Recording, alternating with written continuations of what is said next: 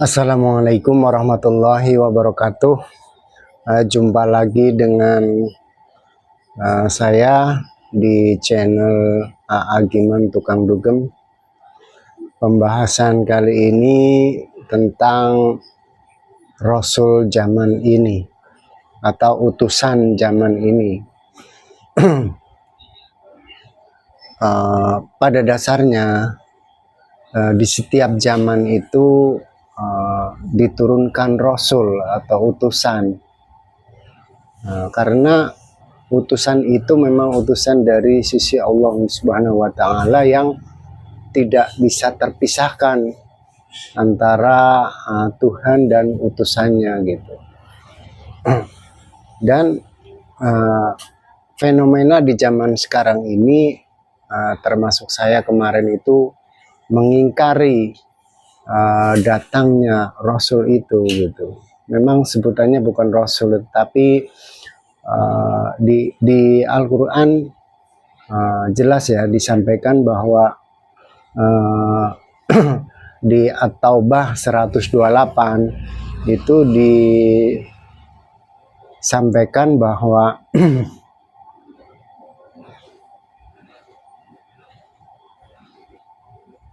telah datang kepadamu seorang Rasul, maaf kalau bahasa Arabnya saya kurang paham ya, karena memang saya bukan orang Arab, jadi ini bahasa Indonesianya aja gitu. Hai orang-orang yang beriman, sungguh telah datang kepadamu seorang Rasul dari kaummu sendiri. Berat terasa olehnya penderitaanmu, sangat menginginkan keimanan dan keselamatan bagimu. Amat belas kasihan lagi penyayang terhadap orang-orang mukmin. Nah, ini bahwa kenapa banyak pendapat atau pemuka-pemuka agama yang menyampaikan Rasul telah mati gitu. Padahal di situ jelas Rasul dan Nabi itu beda. Kalau Nabi itu sebagai wadahnya atau jasadnya, kemudian Rasul itu sebagai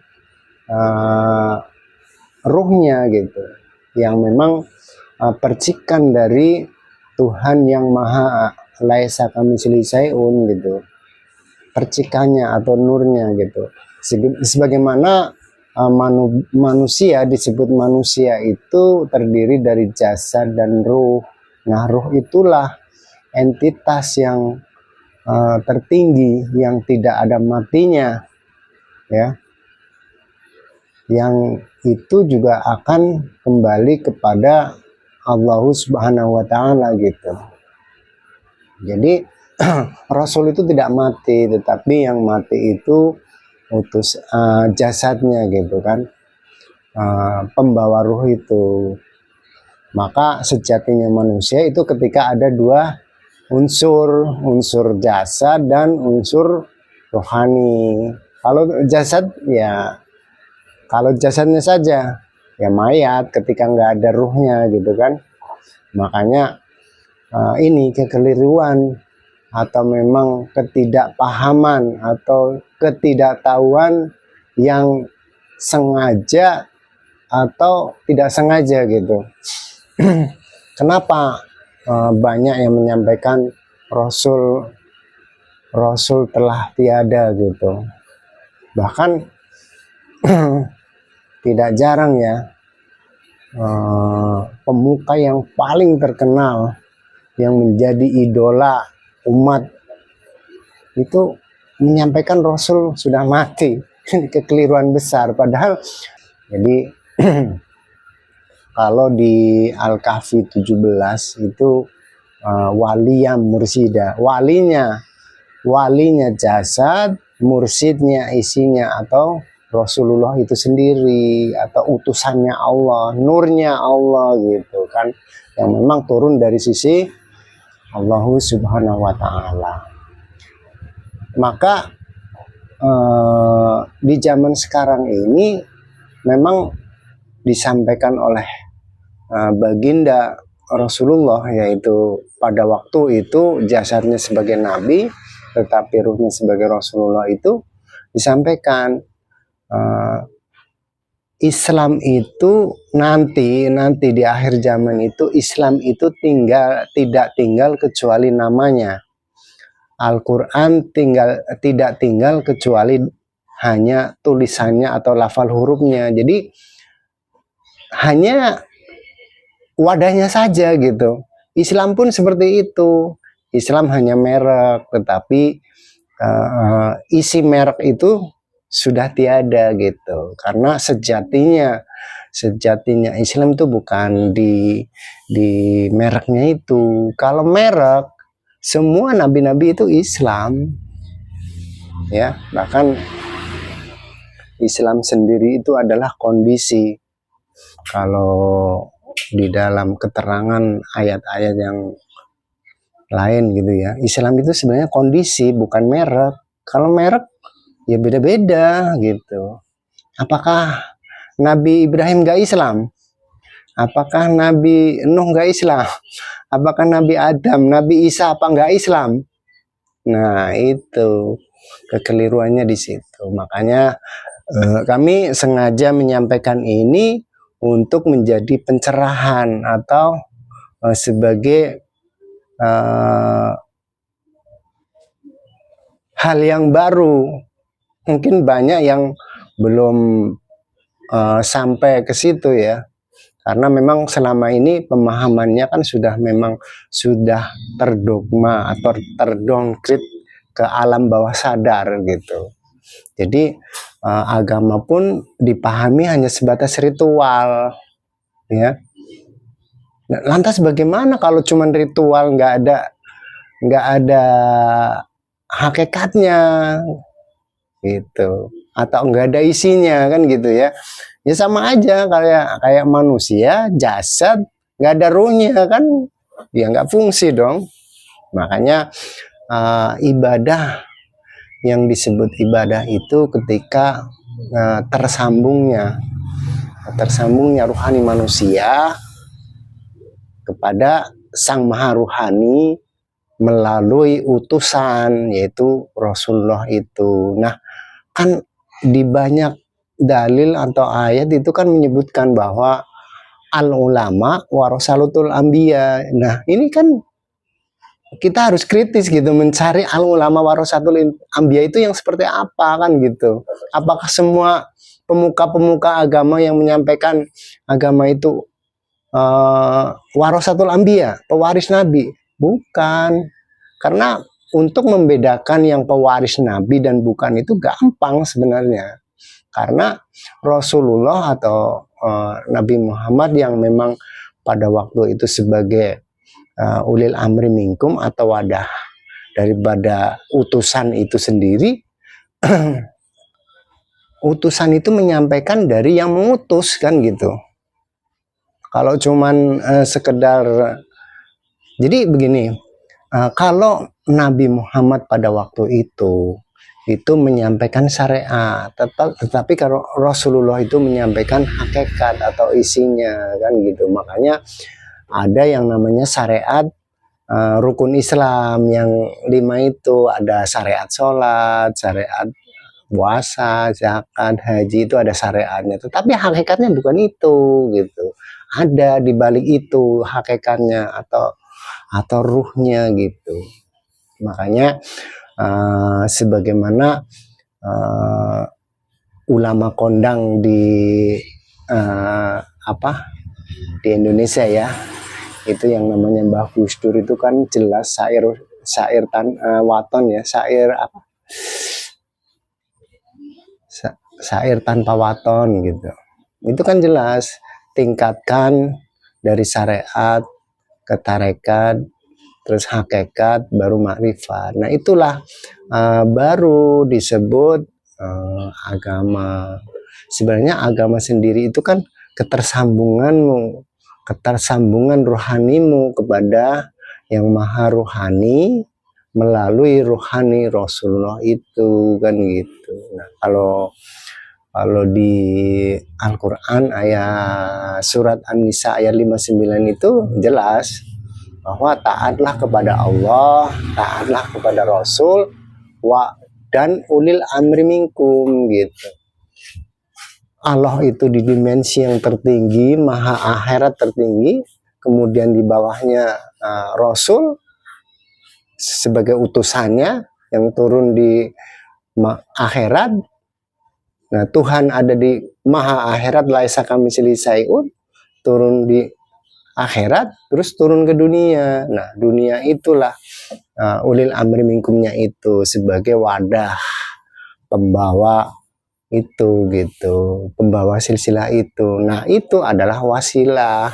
Makanya ketika siapapun merek agama apapun yang tidak ketemu wasilah, karena wasilah itu di setiap agama itu memang beda-beda namanya gitu. Kalau di agama Kristiani atau Nasrani itu kan Trinitas gitu ya. Ada Allah Bapa, Anak Allah, kemudian Isa kan gitu. Ada Allah Bapa, Ruhul Kudus, baru Isa, Nabi Isa kan gitu. Jadi seperti itu. Nah, di agama Islam ya Allah, Rasul, ulil amr minkum. Nah, itu bisa disebut Trinitas, bisa, karena memang itu satu garis lurus tapi tiga entitas gitu. Makanya ini harus paham, harus memahami itu. Ketika manusia pengen diakui di sisi Tuhan, beragama, itu harus melalui itu. Dan kalau ulama yang waris itu mengajarkan ini apa namanya, zikrullah, kholwat, kemudian apa namanya, bayat. Pertama mengajarkan bayat, zikrullah, terus kholwat. Kalau di syair tanpa watonya Mbah Gun itu suluk gitu kan, namanya suluk. Kalau dulu Nabi Muhammad itu kholwat. Nah, ini yang sama sekali sekarang hilang, tidak disampaikan oleh pemuka-pemuka agama yang memang menjadi idola umat gitu. Makanya mohon maaf, bukan saya menggurui, tapi saya menyampaikan ini adalah jalan yang lurus gitu.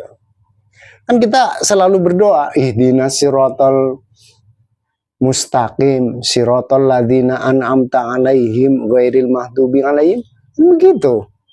Di dalam setiap hari kita memohon itu. Tetapi makna hakikatnya nggak tahu apa itu siratal mustaqim. Siratal mustaqim ya jalan yang lurus. Nah, jalan yang lurus itu dibawa oleh ulil amri minkum yang bertali wasilah.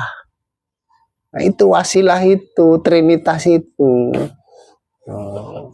Barulah apapun aktivitasmu, apapun ibadahmu, baru nanti tersambung, tidak hayalan, tidak mudah-mudahan, karena Allah membuat sistem itu. Nah, ini banyak yang tidak tahu, tidak mau mencari tahu, dan menyalahkan yang tahu. Ini kelirunya zaman sekarang ini. Jadi yang tahu, yang menyampaikan dianggap sesat. Aduh, ini maaf ya. Sekali lagi mohon maaf, bukan kami menggurui, tetapi ini menyampaikan yang memang benar-benar lurus gitu. Nah, itu kalau secara inilah, carilah guru rohani yang mengantarkan rohanimu kepada yang maha rohani melalui rohani Rasulullah, kan gitu urutannya. Makanya kalau memang tidak tahu ya nggak usah menyesat-nyesatkan orang, cari tahu. Jangan menyalahkan yang tahu, yang nggak tahu menyalahkan yang tahu gitu. Ini udah nggak tahu menyalahkan yang tahu. Ini gitu. Jadi mohon maaf ya, saya hanya menyampaikan inilah jalan untuk menuju Tuhan itu melalui wasilah. Itu Rasulun min anfusikum gitu. Jangan mengingkari ayat. Tiap hari dibaca, tetapi mohon maaf, tidak mau mencari tahu yang hakikat isinya itu. Nah, mungkin itu saja ya, karena memang ini adalah zaman akhir zaman ya, ketika disampaikan oleh Nabi Muhammad itu Islam tidak tinggal kecuali namanya saja, Quran tidak tinggal kecuali tulisannya saja. Nah ini kan parah sekali ya. Tetapi marilah kita sama-sama mencari tahu. Carilah guru rohani yang bisa mengantarkan rohanimu, ibadahmu sampai kepada Allah Subhanahu wa Ta'ala yang di laisa kamislihi syai'un. Ibadah yang tidak memakai wasilah tidak sampai. Kenapa? Dalilnya mana? Ar-Rahman 33 ya. Tidaklah satupun jin dan manusia bisa melampaui batas langit dan bumi kecuali dengan kekuatan Tuhan. Itu kekuatan Tuhan. Coba kita memang bisa langsung ibadah, nggak bisa. Tuhan membuat sistem, yaitu sistem wasilah itu gitu. Mungkin mohon maaf sekiranya banyak kata yang salah, tapi ini memang petunjuk dari Rasulun min anfusikum, Rasul di zamanmu sendiri, tapi bukan sebutannya, bukan Rasul ya, yaitu wali yang mursida. Nah, temuilah orang itu pembawa wasilah untuk mendekatkan diri kepada Tuhan. Itu harus melalui itu. Suratnya Al-Maidah 35 itu jelas banget. Baca sendiri. Kalau memang saya bohong, baca sendiri. Itu. Ya. Tetapi mohon maaf, sekali lagi saya hanya menyampaikan petunjuk karena petunjuk ini milik guru saya. Saya juga petunjuk ini bukan milik saya, tetapi guru saya. Guru saya menunjukkan itu, menunjukkan jalan yang lurus, Shiratal Mustaqim. Terima kasih. Di lain waktu kita ketemu bersama saya, Jamaah Thariqah Naqsabandiyah Al-Madiyah Nusantara. Thariqah Arwah. Ilahi anta maksudi, waridhoka matlubi. Wassalamualaikum warahmatullahi wabarakatuh.